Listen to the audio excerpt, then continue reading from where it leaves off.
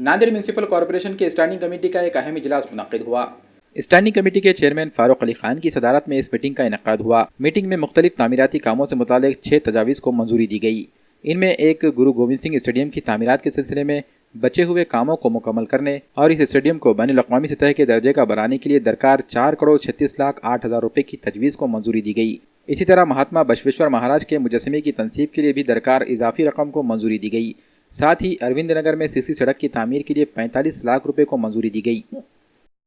अभी जो एस्टीमेट बनाने वाला है, जो सैंक्शन हुए वाला है, जो प्रस्ताव हमारे पास आए वाला है प्रशासन से स्टेडियम का, उसका तो हम काम चालू करेंगे। इसलिए हमने टेंडर भी निकाले, उसको मंजूरी दी हमने आज। 80 कोटी जो बोल रहे थे आप, 80 और 80 कोटी का भी हमने जो आगे सेकंड का, हाँ सेकंड फेज का 80 कोटी का। और हमको स्टेडियम एक इंटरनेशनल स्टेडियम चाहिए और वो हमको यहाँ बनाना है और सब वो हमने उसकी पूरी आड़ा खड़ा तैयार करके हम उस पर काम चालू अंतर्राष्ट्रीय